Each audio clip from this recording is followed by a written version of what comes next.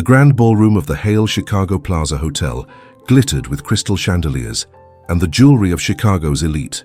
300 guests in formal attire sat at tables adorned with white orchids and silver candelabras, the annual Hale Foundation Charity Gala in full swing. The champagne flowed, the orchestra played softly, and Marcus Hale, founder of Hale Capital Partners and the evening's host, surveyed his kingdom from the elevated main table. Marcus checked his Patek Philippe watch with growing irritation. The wine service was 3 minutes behind schedule, 3 minutes of inefficiency in his perfectly orchestrated event. His jaw tightened as he spotted the source of the delay, a young man with Down syndrome navigating between tables with a tray of wine bottles, moving with deliberate care but undeniable slowness. The young server, Tyler Wilson, approached the main table with concentration etched on his face. His uniform was immaculate, his posture perfect as he had practiced for weeks. This was his first major event since the hotel had hired him through their community outreach program. "Ladies and gentlemen," Marcus rose, tapping his glass for attention, his voice carrying across the ballroom, "I'd like to propose a toast to our generous donors who have helped raise over $5 million tonight for Chicago's underprivileged children." The room applauded politely. Tyler reached Marcus's side, smiled proudly, and with careful movements began to pour the Cabernet into the CEO's glass. Marcus watched with mounting impatience as Tyler's hand trembled slightly, his movements methodical, but slower than the other servers. A drop of red wine escaped, landing on the pristine white tablecloth. "For God's sake," Marcus muttered, loud enough for nearby tables to hear, then louder, cutting through the ambient conversation. "Can we get someone who actually knows what they're doing?" The room didn't fall silent all at once. It happened in waves, like a contagion of uncomfortable awareness spreading outward from the main table. Tyler's smile faltered, his hands froze mid-pour. "Mr. Peterson," Marcus called to the event manager hovering nearby, his voice sharp enough to cut glass. "I'm paying for competence tonight. Is this really the best staff you could find? Or was this some misguided charity effort of your own?" Phones were out now, recording, the moment crystallizing in digital eternity. Marcus continued, each word falling like a hammer. "We're trying to run a professional establishment here, not a special needs field trip." The silence was absolute now. A camera flash popped from a society photographer's direction. The board members at Marcus's table stared fixedly at their plates. His PR director, Angela Chen, half rose from her seat 3 tables away, horror etched on her face. But it was Tyler who commanded the room. He carefully set the wine bottle down, adjusted his bow tie, and looked directly into Marcus Hale's eyes. "You have a lot of money, Mr. Hale," Tyler said, his voice clear and steady, carrying in the perfect silence. "But I have something you'll never be able to buy. People who truly love me." The words hung in the air like suspended crystal. Marcus felt 100 eyes boring into him, saw the red recording lights on dozens of phones, heard the collective intake of breath. And in that horrible, suspended moment, Marcus Hale, the man who had destroyed competitors, fired hundreds without blinking, and built a $3.2 billion fortune through sheer ruthlessness, felt something he hadn't experienced since childhood: shame. 18 hours earlier, Marcus Hale stood at the floor-to-ceiling windows of his penthouse office, watching Chicago sprawl beneath him like a circuit board of light and movement. Dawn was breaking over Lake Michigan, painting the water in shades of amber and gold. He'd been up since 4:30 a.m., reviewing quarterly projections and preparing for the morning's executive meeting. At 52, Marcus had the lean build of a man who approached fitness with the same disciplined efficiency he applied to everything else. His salt and pepper hair was cut precisely, his bespoke Tom Ford suit worn like armor. Nothing was left to chance. Nothing was out of place. "Morning, Mr. Hale," his executive assistant Catherine said, entering his office with his usual black coffee. "1 cream, no sugar. The Peterson team is set up in boardroom A. I've placed the acquisition reports on your tablet." Marcus nodded without turning. "The Tokyo markets, up 2% overnight. London opened strong." Catherine had worked for him for 7 years, longer than any of his 3 marriages had lasted. "And tonight's gala?" 300 confirmed attendees. "The governor sends his regrets but is sending his chief of staff. The Tribune is sending their society columnist. All the major donors are confirmed." "PR value?" Catherine didn't blink at the cold calculus. "Estimated media impressions of 12 million. Social reach potentially higher if we get the right influencers posting." Marcus finally turned from the window. Make sure Angela has her people tracking every mention. I want metrics on ROI for every dollar spent on this circus. He took the coffee, already moving toward the door. Tell Peterson I want the Park Tower deal closed before the opening toast, or he can find another firm. The conference room fell silent as Marcus entered. 8 executives in expensive suits straightened reflexively, like soldiers at inspection. Marcus didn't sit, preferring to stand at the head of the table, maintaining the height advantage he'd used effectively throughout his career. The Park Tower acquisition, he began without preamble. Talk to me. James Peterson, head of acquisitions, launched into his presentation. We've leveraged a 12% decrease in their Q3 earnings to position for a hostile takeover at 38% below market valuation. Their board is resistant, but... Resistant? Marcus interrupted, his voice dangerously soft. I don't pay you for resistant, James. I pay you for results. Sir, their chairman is particularly attached to... Their chairman is a sentimental old man who's watching his legacy circle the drain. Marcus cut him off again. Find his weakness. Everyone has one. Maybe it's his yacht. Maybe it's his mistress. Maybe it's that charity he's always blathering about. I don't care which lever you pull, but I want that property signed over by tonight. Peterson swallowed visibly. Yes, sir. Marcus moved on to his CFO. Helen, Q4 projections. The meeting continued like this for 2 hours. Marcus probing, challenging, dismantling. By the time it ended, 3 executives had been assigned impossible deadlines.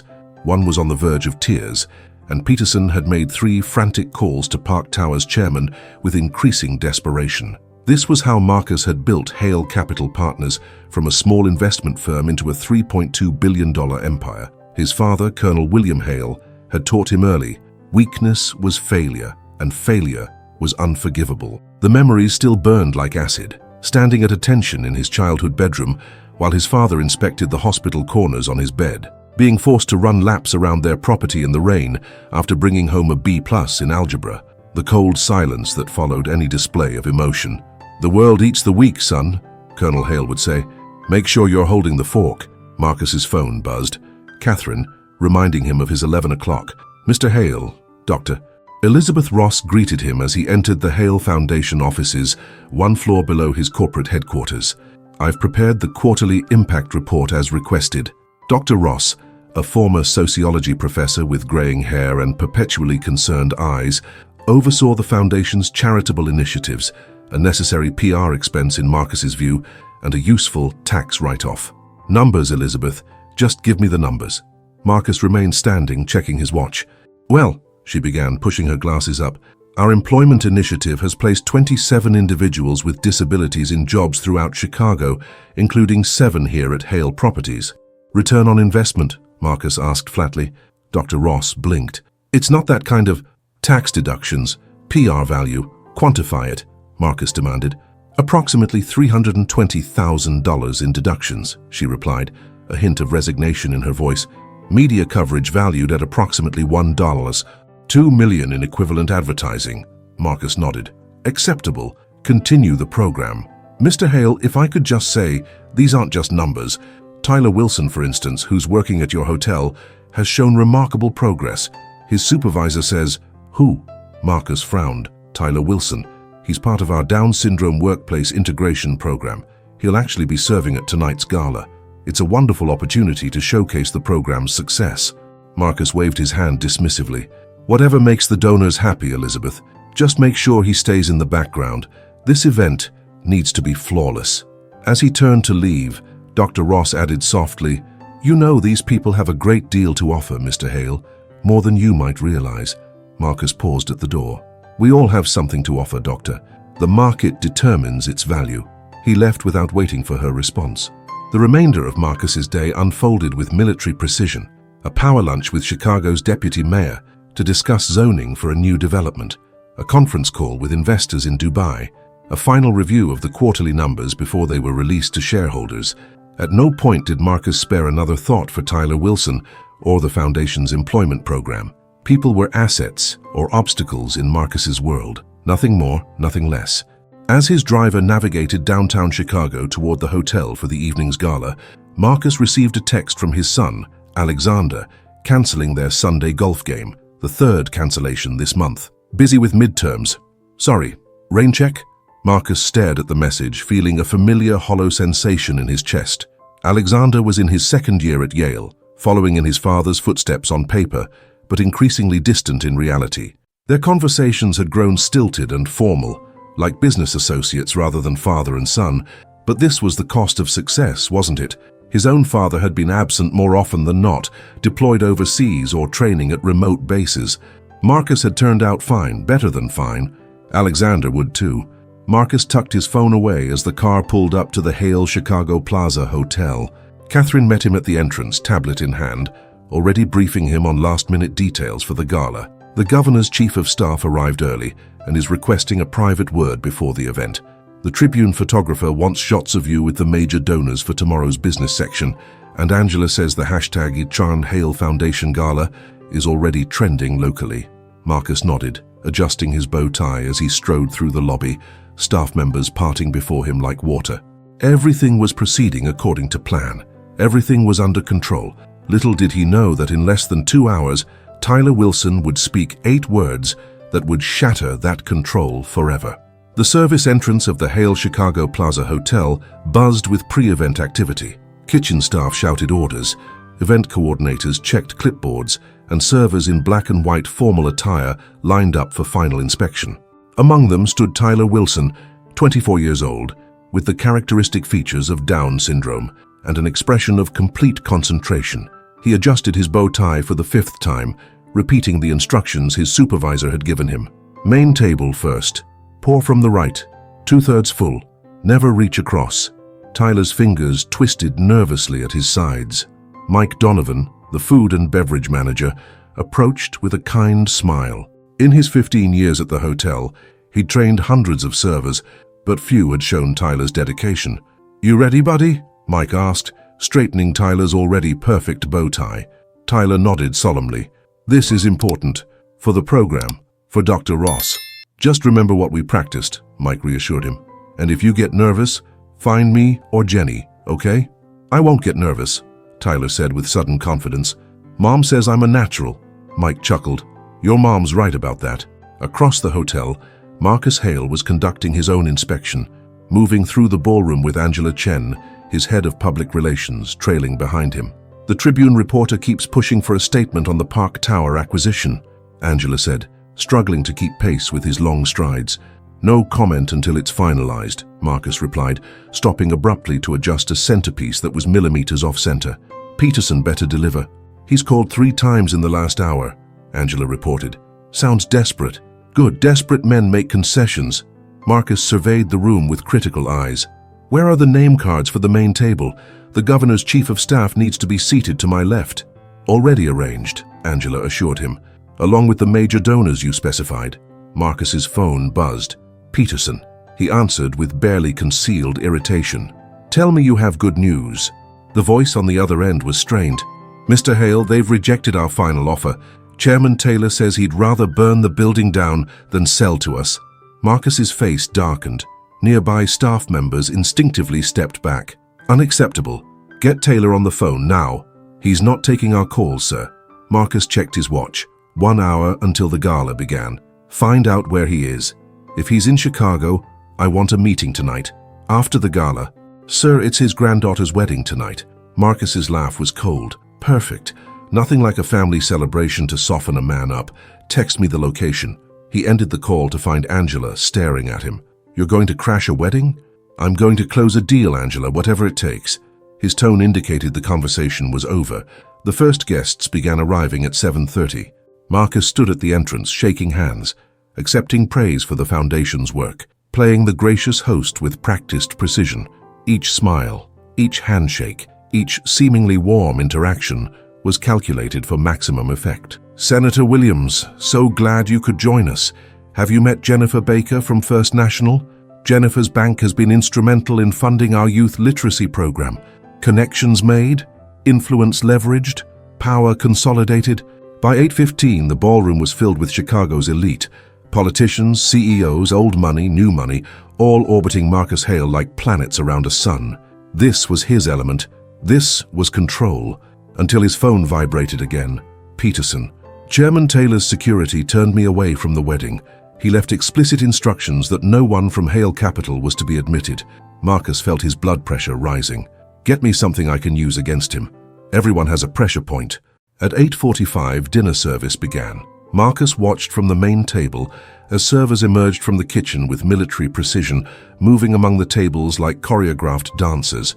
And then he saw Tyler, moving more deliberately than the others, his face a mask of concentration as he navigated between tables with his tray of wine bottles. Marcus frowned.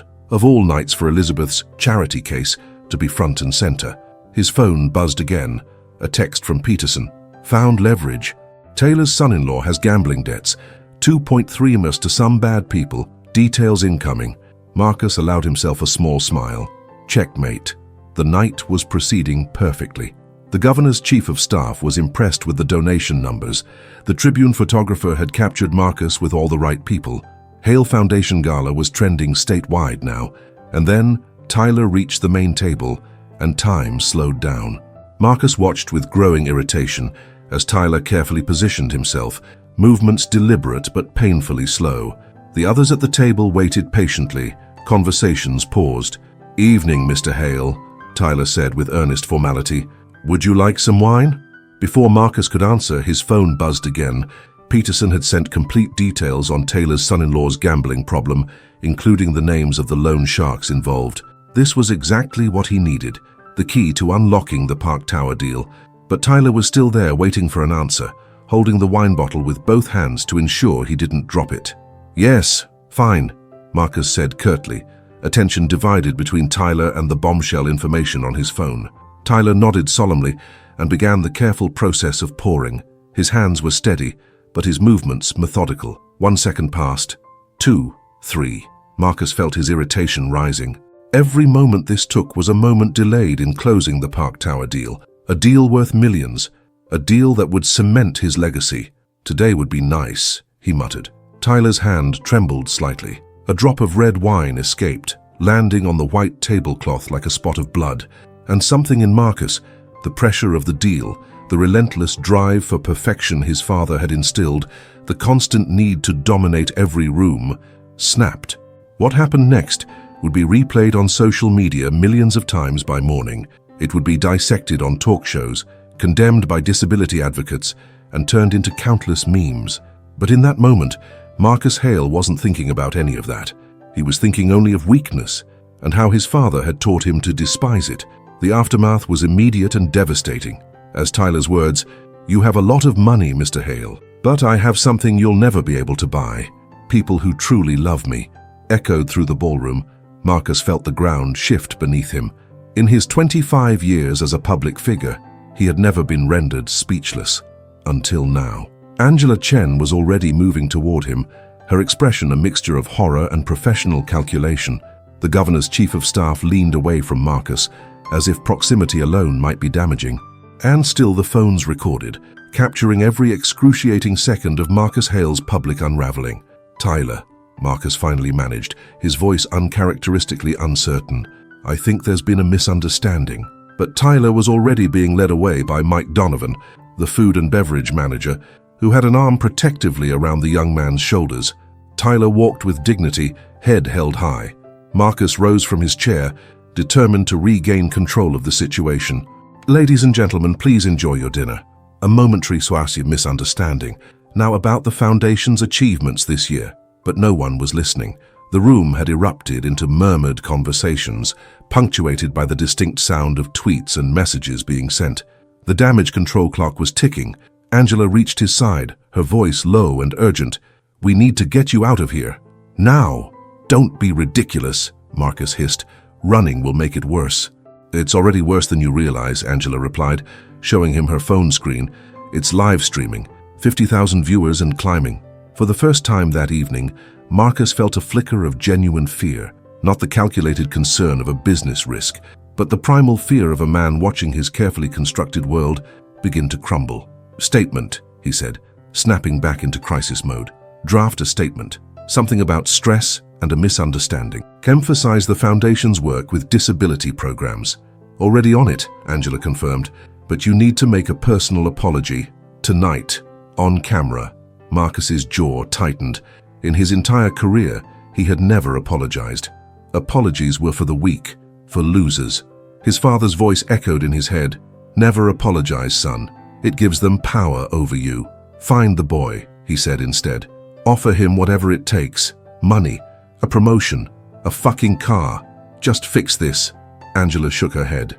Marcus, you don't understand. This isn't going away with money. Before he could respond, his phone rang. Peterson again. Marcus answered automatically, desperate for any distraction from the disaster unfolding around him. The Park Tower deal is off, Peterson said without preamble, his voice strained. Chairman Taylor just called me personally. Said he saw the live stream and wouldn't sell to you if it was the last building in Chicago. Marcus felt the blood drain from his face. Peterson, listen to me. That's unacceptable. Go back to him with...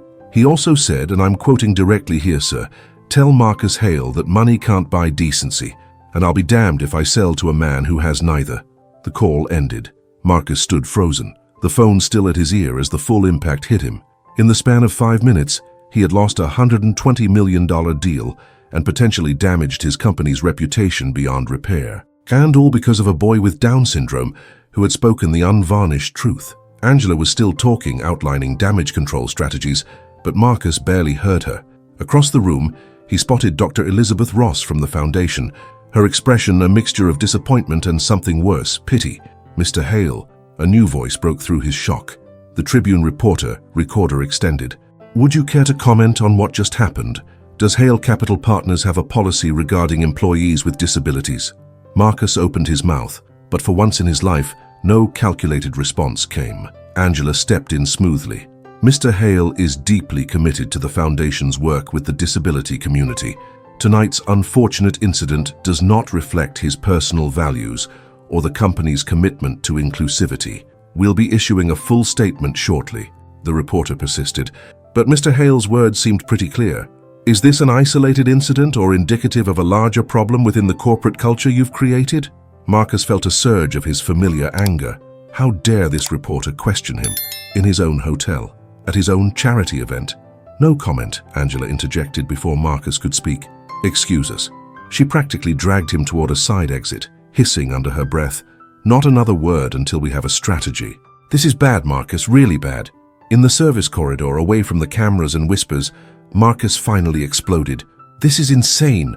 One comment, one moment of impatience, and suddenly I'm a monster? Do they have any idea who I am, what I've built, the millions we've donated? None of that matters right now, Angela replied bluntly. The only thing anyone will remember is you publicly humiliating a young man with Down syndrome who responded with more grace than you've shown in your entire career. The harsh truth of her words hit him like a physical blow. Find Tyler, he repeated, but his voice had lost its commanding edge. I need to talk to him. Angela nodded, already typing furiously on her phone. He's in the employee break room. Mike Donovan is with him. Keep everyone else out of there, Marcus instructed. No press, no cameras. As he made his way through the back corridors of his own hotel, corridors he'd never had reason to walk before, Marcus rehearsed what he would say. A careful non-apology, an offer of compensation, a path to making this disappear. But when he pushed open the door to the employee break room, all his prepared words evaporated. Tyler sat at a table, calmly drinking a glass of water. Mike Donovan stood protectively nearby, his posture stiffening as Marcus entered. Mr. Hale? Mike acknowledged coldly. Tyler doesn't have to speak with you. But Tyler looked up, his eyes clear and direct.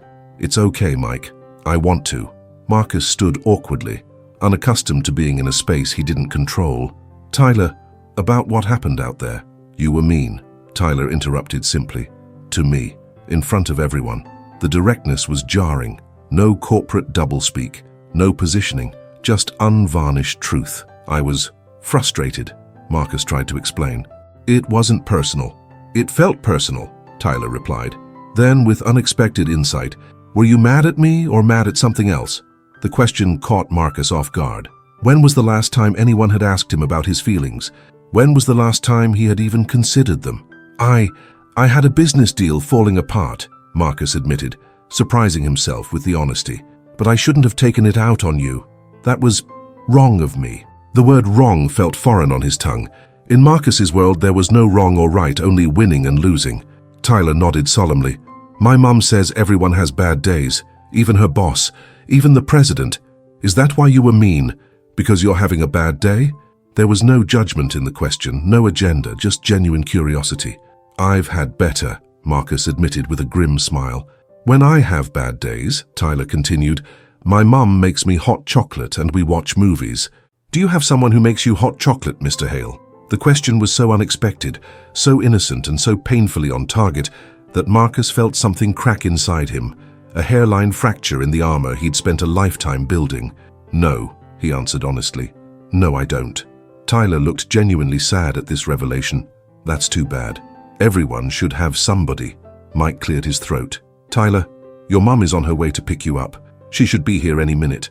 Tyler nodded, then turned back to Marcus. I accept your apology, Mr. Hale. I didn't actually apologize, Marcus pointed out, the businessman in him unable to let the inaccuracy pass. Tyler smiled slightly.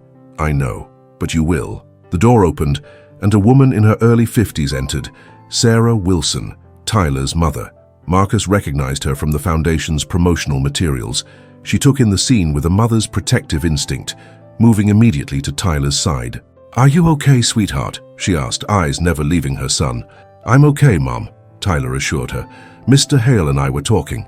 Sarah Wilson turned to face Marcus fully, and he was struck by the complete absence of intimidation in her expression. This woman, who probably made in a year what he made in an hour, looked at him not as Marcus Hale, billionaire CEO, but simply as the man who had hurt her son. Mr. Hale, she said, her voice controlled but ice cold. I don't know what kind of man publicly humiliates a person with a disability who's trying their absolute best, but I do know it's not the kind of man I want my son to learn from. Marcus felt the words like physical blows. Mrs. Wilson, I understand your anger. No, you don't, she cut him off. You can't possibly understand what Tyler goes through every day. The stares, the whispers, the lowered expectations. He works twice as hard as anyone else just to be taken seriously, just to be given a chance. And you, with all your money and power and privilege, you couldn't spare him basic human dignity. Marcus had faced down hostile takeovers, ruthless competitors, and federal regulators, but nothing had prepared him for the moral authority of a mother defending her child. The Foundation program meant so much to him, Sarah continued, her voice breaking slightly.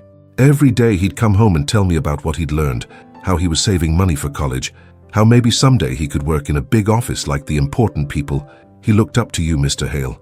God knows why. Tyler touched his mother's arm. Mom, it's okay. Mr. Hale is having a bad day. The simple compassion in Tyler's words, especially after what Marcus had done, was like a mirror forcing him to see himself clearly for the first time in decades.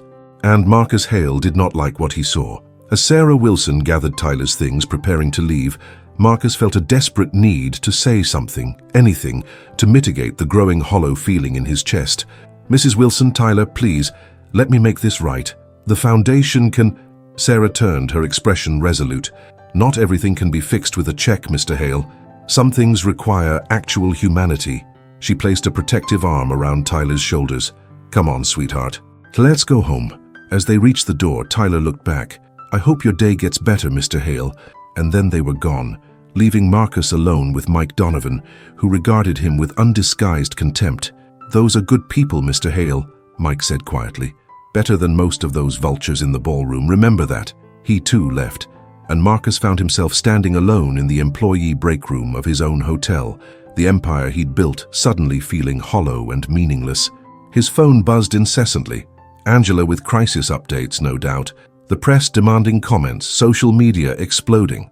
But for the first time in his adult life, Marcus Hale wasn't thinking about business or optics or strategy.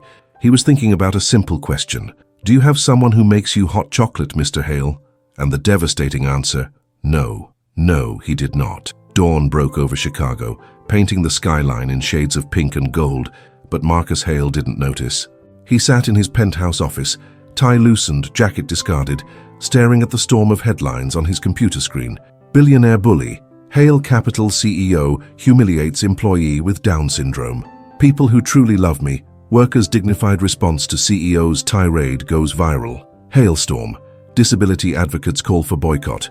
Park Tower deal collapses. Sources say Hale's public meltdown to blame. Angela had been with him until 3 a.m., coordinating with the crisis management team, drafting statements and monitoring the escalating disaster on social media. The video had been viewed over 12 million times overnight. Hail the Hypocrite was trending nationally. The official statement, carefully crafted, focus-grouped and sanitized, had been released at midnight. Hail Capital Partners regrets the unfortunate incident that occurred at last night's foundation gala. Marcus Hale has been a long-time supporter of disability inclusion initiatives and recognizes that his comments were inconsistent with the company's values. We are taking this matter seriously and will use this as an opportunity to strengthen our commitment to creating an inclusive workplace for all employees. Corporate speak, deflection, no actual apology. It had only made things worse. The door opened and Catherine entered with coffee and a concerned expression. "Sir, the board is requesting an emergency meeting at 9, and Dr. Ross from the foundation is here. She's insisting on seeing you." Marcus nodded wearily. "Send her in." Elizabeth Ross entered like a thundercloud. In her 15 years running the Hale Foundation, she had never confronted Marcus directly. Today, that deference was gone. "Do you have any idea what you've done?" she demanded without preamble. "Not just to Tyler or to yourself, but to the foundation, to the programs we've built, to the people who depend on us." Marcus gestured for her to sit. She remained standing. "Elizabeth, I know this looks bad." "Looks bad?" she interrupted incredulously. "Marcus, it is bad. 3 corporate sponsors have already called this morning to distance themselves from the foundation. The mayor's office has cancelled their partnership announcement. The disability community is organizing protests outside every Hale property in the city. We'll weather it," Marcus said automatically, falling back on the confidence that had carried him through previous crises.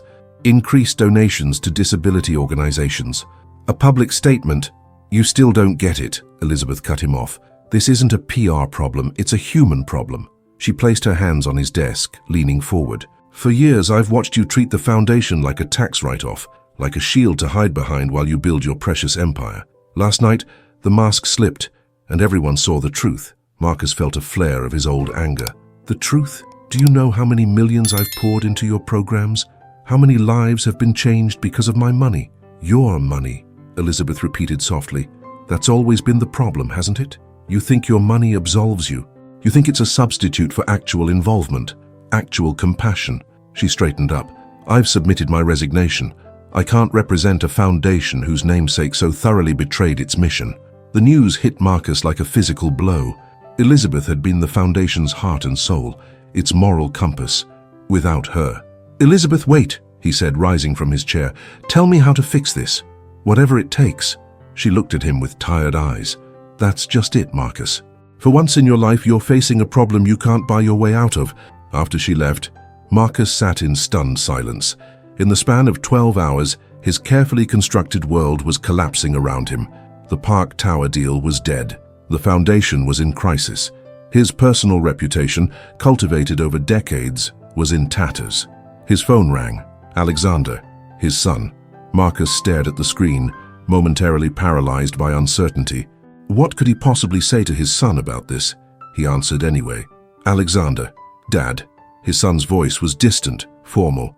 "I saw the video." Marcus closed his eyes. Of course he had. Everyone had.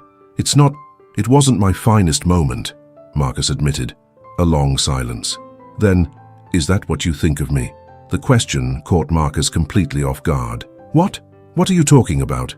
"When I was struggling in school," Alexander continued, his voice tight with emotion. "When I couldn't meet your standards, when I needed extra help with math, did you see me the way you saw that young man? As a disappointment? As less than?" The accusation struck at something primal in Marcus, a fear he'd buried so deeply he'd almost forgotten it existed. "Alexander, no. You're my son. I've only ever wanted the best for you." "The best?" Alexander laughed bitterly. "Dad, you wanted perfection. Anything less was failure. Do you have any idea what it was like growing up as your son? The constant pressure, the impossible standards." Marcus felt something breaking inside him, walls he'd spent decades building, crumbling under the weight of his son's words. "I pushed you because my father pushed me," Marcus said quietly. I thought that's what made me successful. What would make you successful?" "Well, congratulations," Alexander replied coldly. "You succeeded in pushing me away. Just like you pushed away Mom. Just like you've pushed away anyone who ever tried to actually care about you." The truth of it stung like an open wound. Marcus's 3 failed marriages, his strained relationship with his son, his non-existent friendships, his reputation as a brilliant but heartless businessman. "Alexander, I never meant to—" "Save it, Dad," his son interrupted. "For once in your life, you're going to have to face the consequences of your actions. I just called to tell you I won't be home for Thanksgiving or Christmas. I need some space. Son, please." But the line was already dead. Marcus sat motionless, phone in hand, as the full weight of his isolation crashed down on him. Tyler's words echoed in his mind. "You have a lot of money, Mr. Hale, but I have something you'll never be able to buy. People who truly love me." The boy had seen right through him, had identified in seconds the hollow core at the center of Marcus Hale's existence. A knock at the door broke his reverie. Catherine again. "Sir, the board is assembled in the main conference room." Marcus nodded mechanically. "Tell them I'll be there shortly." The emergency board meeting was exactly as grim as Marcus had anticipated. 8 stern faces around the mahogany table, expressions ranging from concern to barely concealed outrage. Harold Winters, the eldest board member, and Marcus's longest-standing ally, opened the proceedings. "Marcus, I'll be blunt. This is a catastrophe. The stock has already dropped 6 points in pre-market trading. 3 major clients have called me personally to express concerns about continuing their relationship with Hale Capital. The PR damage is substantial." Marcus nodded, accepting the assessment. "I understand the gravity of the situation, Harold. We have a comprehensive crisis management plan in place. Angela is coordinating—" "This goes beyond crisis management," Jennifer Rios, another board member, interrupted. "This cuts to the heart of leadership, of values." Marcus bristled at the implied criticism. "My leadership built this company from nothing. My values were on full display last night," Jennifer finished for him. "That's precisely the problem." Harold cleared his throat. "Marcus, the board has convened in an emergency executive session this morning. Prior to this meeting, we've reached a difficult decision." He slid a document across the table. "We're requesting that you take a temporary leave of absence while we conduct a full review of this incident and its implications for the company." Marcus stared at the document, disbelief giving way to anger. "A leave of absence from my own company." "Marcus, be reasonable," Harold urged. "This will blow over, but not with you as the public face of Hale Capital. Not right now. Take some time. Let us manage the fallout." "And if I refuse?" Marcus challenged, though he already knew the answer. "Then we'll be forced to call for a vote of no confidence," Harold replied quietly. "Given the circumstances, I believe you know how that vote would go." The humiliation was complete. Pushed out of his own company, the company he had built from nothing, sacrificed everything for. Marcus wanted to fight, to rage against the injustice, to remind them of every victory, every risk, every brilliant decision that had made them all wealthy beyond measure. But the fight had gone out of him. For the first time in his adult life, Marcus Hale surrendered. "How long?" he asked simply. 30 days, Harold replied, with the possibility of extension depending on developments. Marcus nodded slowly. "And who will serve as interim CEO?" "The board has appointed Jennifer," Harold answered with a nod to Jennifer Rios. "She has the necessary experience, and as a woman of color, her leadership sends a message about our commitment to diversity and inclusion." The irony wasn't lost on Marcus. 3 years ago, he'd fought against Jennifer's promotion, arguing that she wasn't tough enough for executive leadership. "I see." Marcus stood, buttoning his jacket in a reflexive gesture of control. "I expect to be kept fully informed of all major decisions during my absence." "Of course," Harold agreed quickly, relief evident in his expression. "This is temporary, Marcus. A necessary precaution." Marcus looked around the table at the faces of people he had worked alongside for years, people who had benefited enormously from his vision and drive, and felt a profound sense of isolation. 30 days, he repeated flatly, and walked out. In the elevator down to the lobby, Marcus leaned against the wall, suddenly exhausted. For the first time in decades, his schedule was empty. No meetings, no calls, no decisions to make or deals to close. Just emptiness. And the echo of a question. "Do you have someone who makes you hot chocolate, Mr. Hale?" As he crossed the lobby, employees averted their eyes or stared openly, depending on their courage. The security guard's "Good day, Mr. Hale" lacked its usual deference. Outside, the bright autumn day seemed offensive in its cheerfulness. Marcus's driver stepped forward from the waiting car, but Marcus waved him off. "Not today, James. I'll walk." The driver's surprise was evident, but he nodded respectfully. "Yes, sir. Shall I pick you up later?" Marcus considered the question. No, take the day off. Paid, of course. He began walking without a destination in mind, just another face in the crowd on Michigan Avenue. Without the buffer of his car and driver, the city felt different, louder, more immediate, more real. He passed a coffee shop and paused, watching through the window as people engaged in ordinary human interactions, laughing, arguing, connecting. When was the last time he'd had coffee with someone just for the pleasure of their company? When was the last time he'd connected with another human being without an agenda? Marcus couldn't remember. His phone buzzed. Angela, no doubt, with more crisis updates. He ignored it, continuing his aimless walk through the city he had helped shape but had never truly been part of. He found himself near the Chicago River, watching tourist boats pass beneath the bridges. Families with children, couples holding hands, normal people living normal lives. Marcus sat on a bench watching the water flow past, and for the first time in longer than he could remember, he simply existed. Not planning, not strategizing, not competing, just being. A text message broke his reverie. Not Angela or Harold or any of the dozen people trying to manage the crisis. It was from Dr. Ross. If you truly want to understand what was lost today, come to the West Side Community Center at 3 p.m. No cameras, no staff, just you. Marcus stared at the message for a long moment, then checked his watch. It was 2:15. The West Side was a 20-minute cab ride, 30 minutes to decide if he was ready to face whatever Elizabeth Ross wanted to show him, 30 minutes to decide if Marcus Hale, the real Marcus Hale, stripped of his power and position, had the courage to begin making amends. The West Side Community Center stood in stark contrast to the gleaming towers of downtown Chicago. The brick building was clean but worn, its faded sign advertising after-school programs and community resources. Marcus paid the taxi driver and stood on the sidewalk, feeling conspicuously out of place in his bespoke suit. A group of teenagers eyed him suspiciously as they passed, one whispering to another and pointing. Marcus realized with a start that they recognized him. His face had been plastered across social media all day. Swallowing his pride, Marcus pushed open the glass doors and entered the community center. The reception area was modest but welcoming, with children's artwork adorning the walls and a middle-aged woman behind the desk.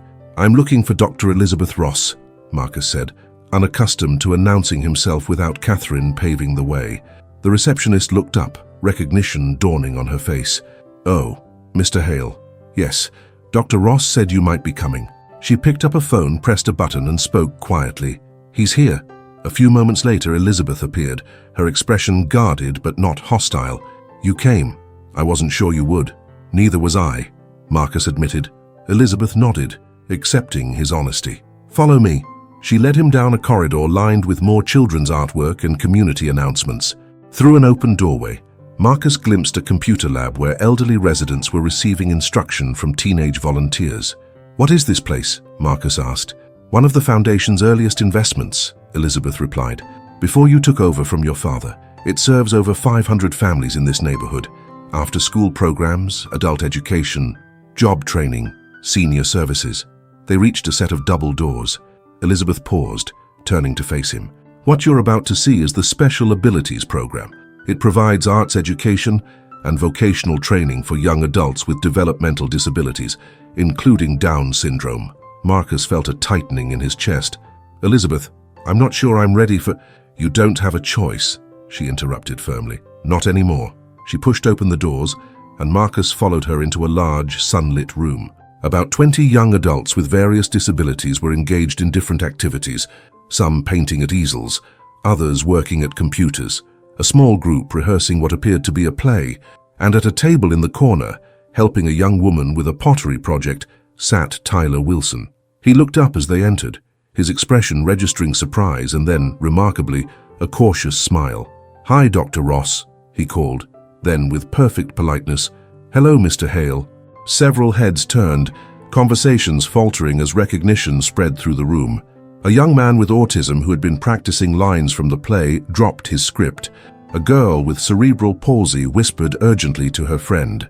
Marcus felt their eyes on him, not with the deference he was accustomed to, but with wariness and, in some cases, hurt.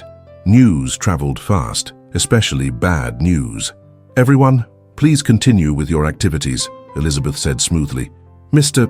Hale is just here to observe today. She guided Marcus to a chair at the side of the room. "Watch," she said simply. "Just watch." For the next hour, Marcus did exactly that. He watched as Tyler patiently helped the young woman finish her pottery piece, offering encouragement and gentle guidance. He watched as a young man with cerebral palsy laboriously completed a computer coding exercise, his face lighting up with triumph when it worked. He watched as the theater group, composed of young adults with various disabilities, rehearsed a scene from our town with surprising emotional depth. But mostly, he watched Tyler, the young man he had humiliated so publicly just 18 hours earlier. Tyler moved through the room with quiet confidence, helping others, laughing easily, occasionally glancing in Marcus's direction with curious eyes. "He's a natural leader," Elizabeth commented, following Marcus's gaze. "The others look up to him. He's been in the program for 3 years now." "He works at the hotel too?" Marcus asked. Elizabeth nodded. 4 days a week. He's saving for college, wants to study hospitality management. The information landed like a punch to Marcus's gut. Not just a charity case, not just a PR opportunity, a young man with dreams, ambitions, and more emotional intelligence than Marcus had displayed in his entire career. "Why did you bring me here, Elizabeth?" Marcus asked quietly. "Because you needed to see them as people, not statistics," she replied. "Not foundation report numbers or PR opportunities. People with dreams and feelings and dignity." Marcus watched as Tyler helped a younger boy with Down syndrome who was becoming frustrated with his painting. Tyler's patience was remarkable, his encouragement genuine. "They're all in the employment program?" Marcus asked. "Most of them," Elizabeth confirmed. "Working at businesses throughout Chicago, grocery stores, offices, restaurants. Tyler was actually our biggest success story until last night." Marcus winced at the reminder. Has he lost his job at the hotel? Not yet, but it's complicated now, isn't it? He was humiliated by the owner. How does he go back to work there with his dignity intact? The question hung between them, unanswerable. As the session wound down, Elizabeth stood. "I have to help close up. You can stay if you want, but please don't disrupt the program." After she left, Marcus remained in his chair, watching as the young adults gathered their belongings, chatting and laughing together. Several cast curious glances his way, but none approached, except Tyler. "Are you feeling better today, Mr. Hale?" he asked, stopping in front of Marcus's chair. The simple question, delivered without irony or accusation, left Marcus momentarily speechless. I'm not sure how to answer that, Tyler," he admitted finally. Tyler nodded thoughtfully. "My mom says sometimes we have to feel worse before we can feel better, like when you're sick." "Your mom seems very wise," Marcus said carefully. "She is," Tyler agreed with evident pride. "She taught me that everyone makes mistakes, even important people like you." Marcus felt a lump forming in his throat. "Tyler, about last night, what I said was, it was wrong, very wrong, and I'm sorry." The words felt foreign on his tongue, not because they weren't sincere, but because Marcus Hale hadn't apologized to anyone in decades, not to his ex-wives when his workaholic tendencies destroyed their marriages, not to his son when he missed graduations and birthdays, not to employees he'd fired for failing to meet his impossible standards. Tyler studied him for a long moment, his expression serious. "Do you mean it? For real?" "Yes," Marcus said, and was surprised to realize it was absolutely true. "For real." Tyler smiled then, a genuine, warm smile that transformed his face. "Then I forgive you, Mr. Hale." The simple absolution, offered without conditions or reservations, hit Marcus with unexpected force. He had to look away, blinking rapidly against the sudden moisture in his eyes.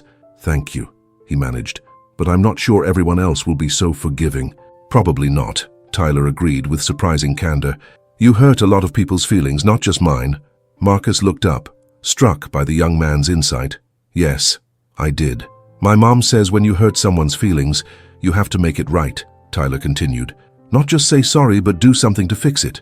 "And how do I do that, Tyler?" Marcus asked, genuinely seeking guidance from this unlikely source of wisdom. Tyler considered the question seriously. "You could help people like me. For real help, not just money." The directness was jarring but clarifying. "Not just money, real involvement, real commitment." Elizabeth returned, eyeing their conversation with cautious approval. "Tyler, your mom is waiting outside." Tyler nodded, then turned back to Marcus.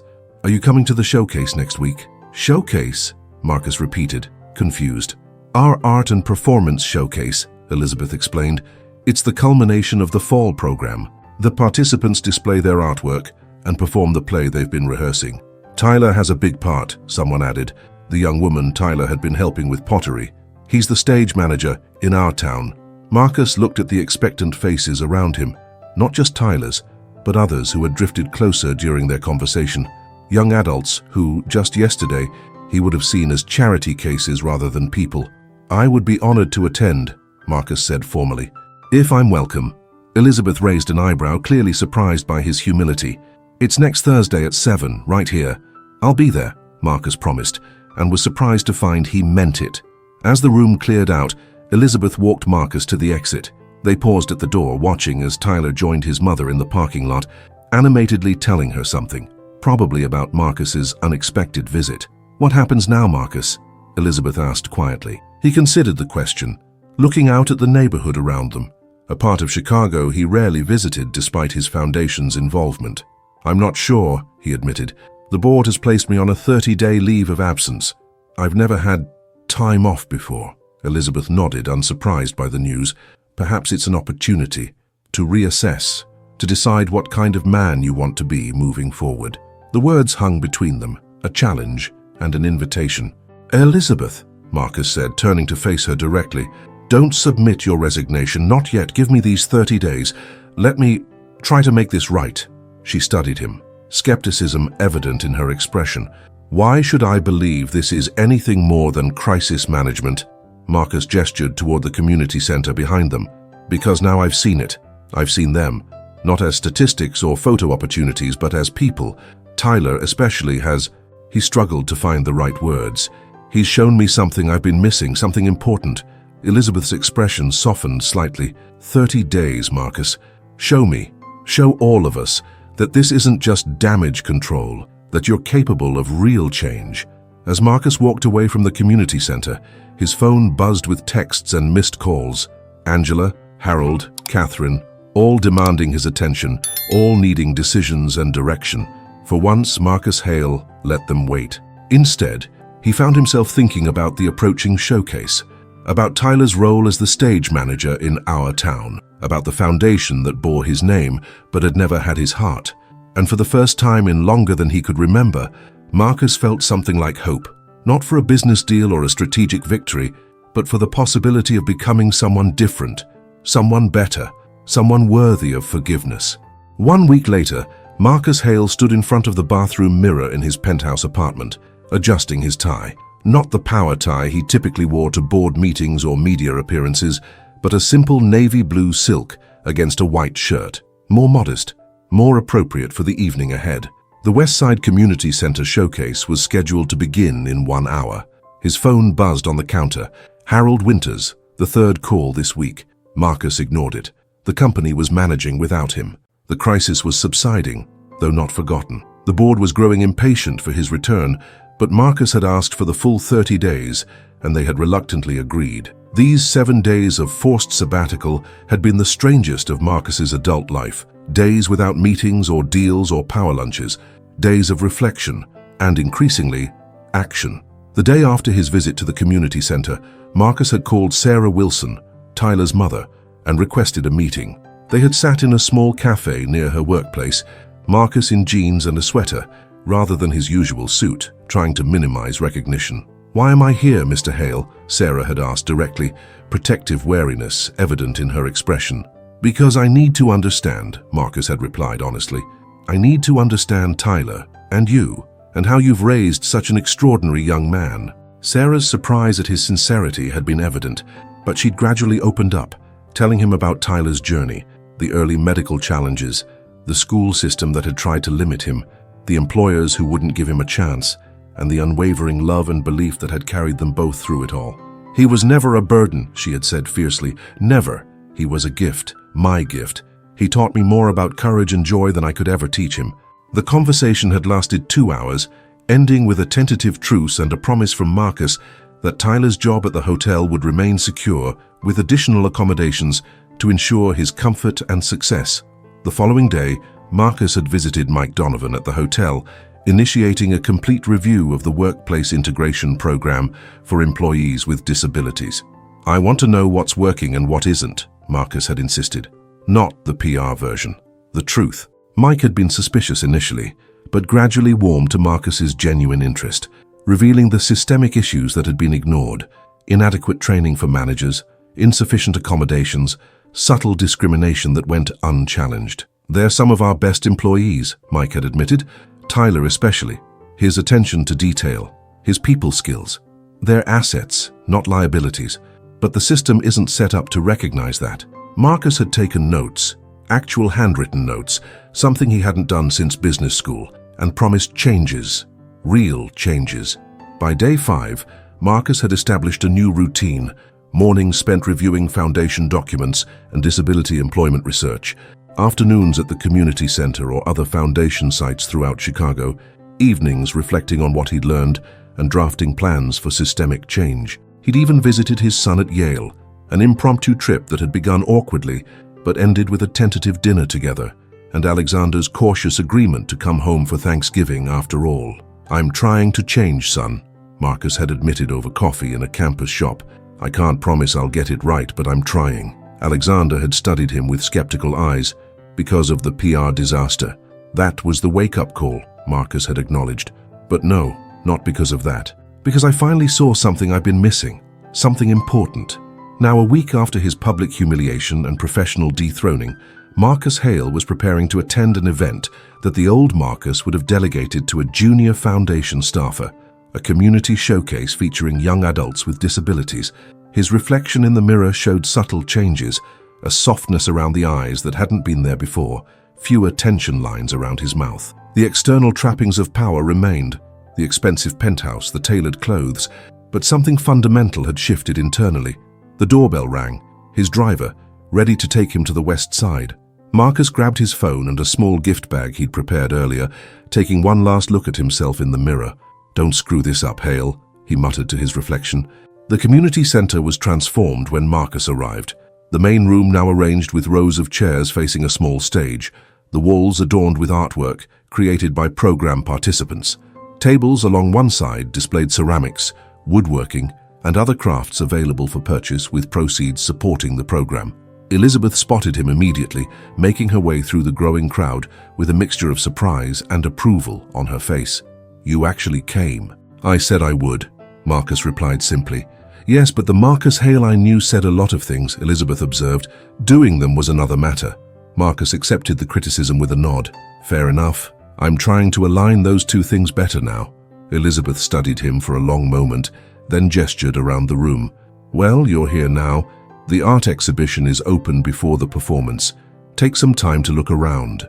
Marcus moved through the display area, genuinely impressed by the quality and creativity of the work.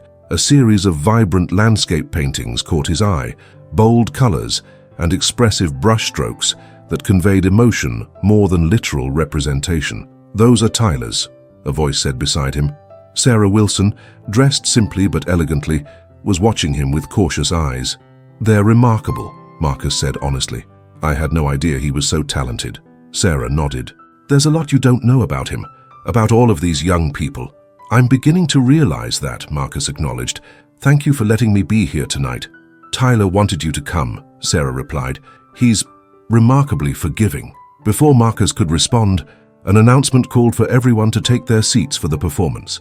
Marcus found himself seated in the second row, between Elizabeth and an elderly couple who eyed him with curious recognition. The lights dimmed, and a young woman with cerebral palsy wheeled herself to center stage, delivering a poised welcome speech despite her physical challenges. The audience applauded warmly as she introduced the evening's main performance, Scenes from Our Town.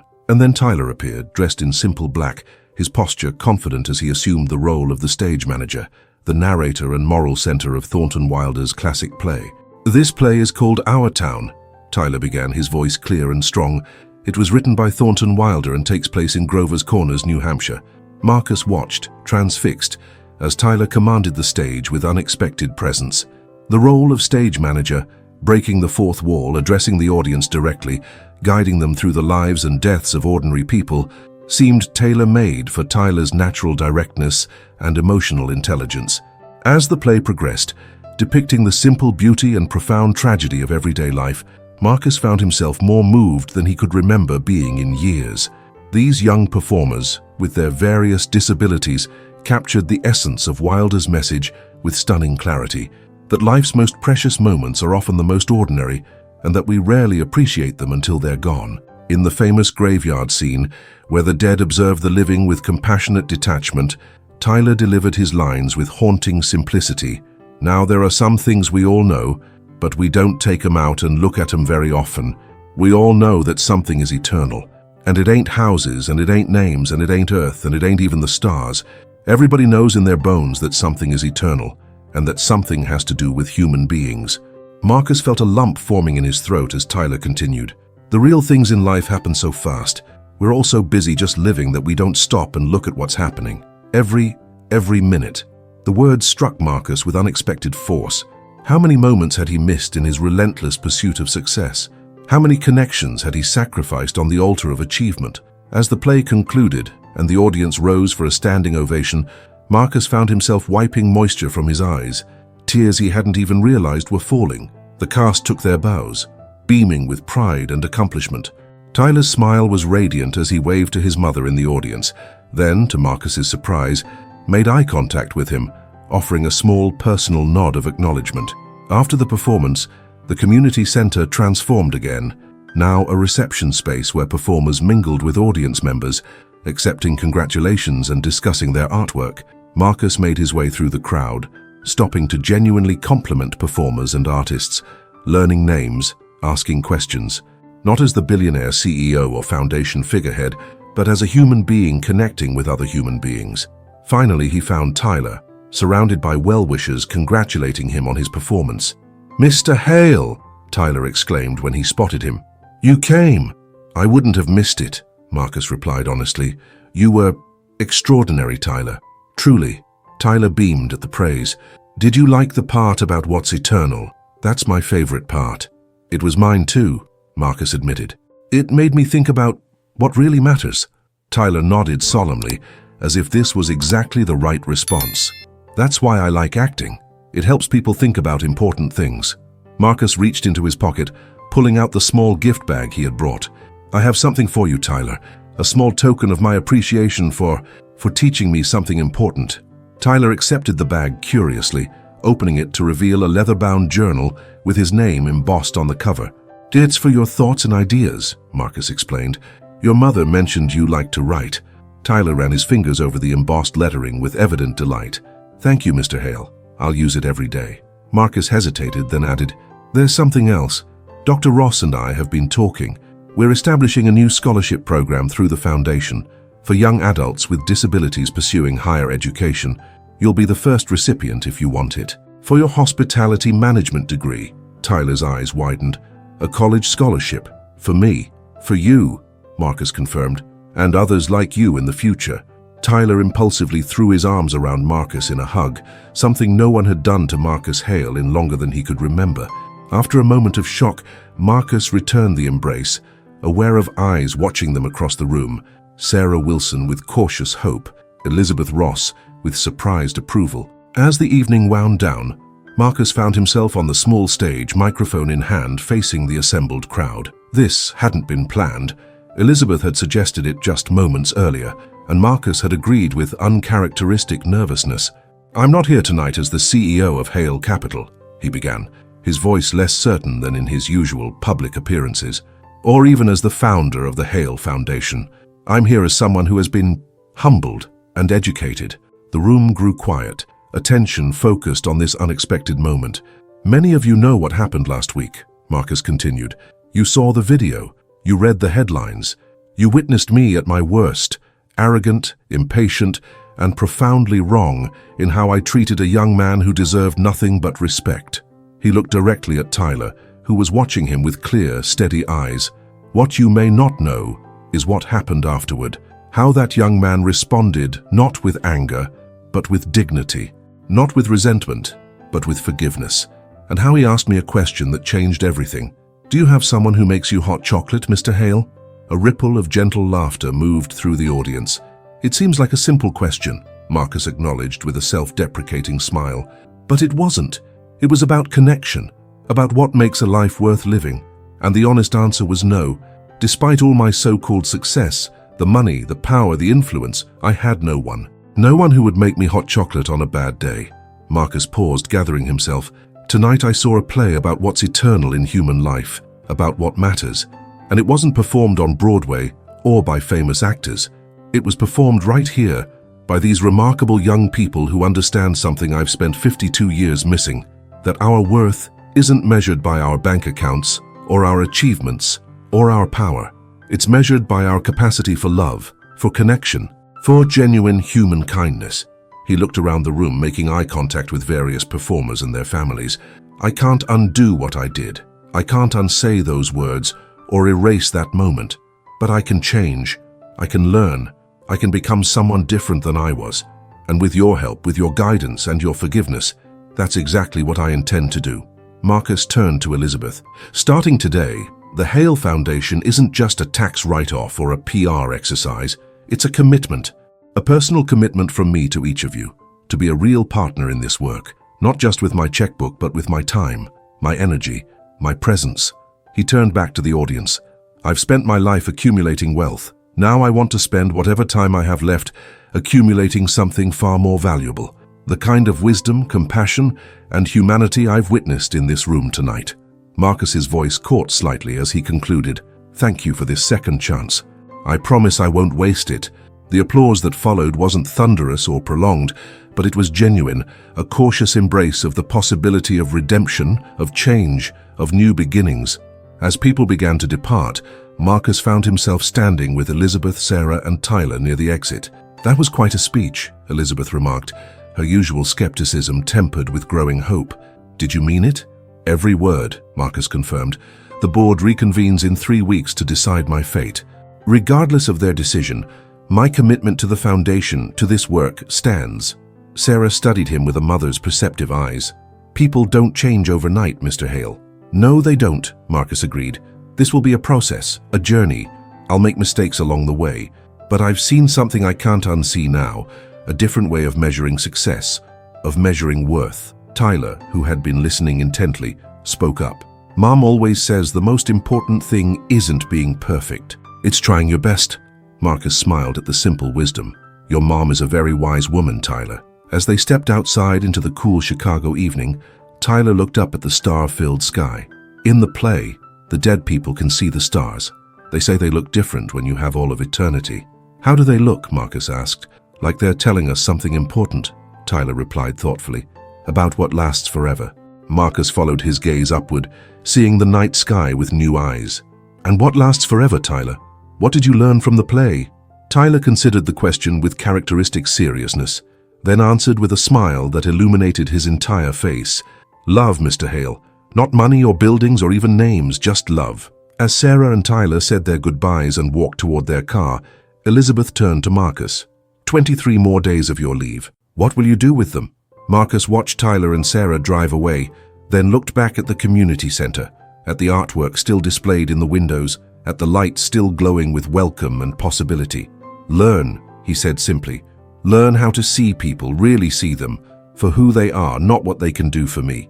Learn how to measure success by something other than profit margins. Learn how to be human again." Elizabeth nodded, satisfaction evident in her expression. "It won't be easy. You've spent a lifetime building walls." "I know," Marcus acknowledged, "but I have good teachers now." As Marcus walked to his waiting car, he felt lighter than he had in years, unburdened somehow, despite the professional uncertainty and public scrutiny that still lay ahead. His phone buzzed. Alexander responding to Marcus's text about the showcase. "Proud of you, Dad. Maybe there's hope for us Hales after all." Marcus smiled, typing back, "There is, son.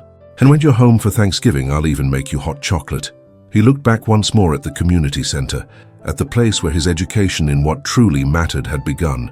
The building was ordinary, brick and glass, modest and unassuming, but it now represented something profound to Marcus Hale, the possibility of transformation, of redemption, of becoming, even at 52, a different kind of man than his father had raised him to be.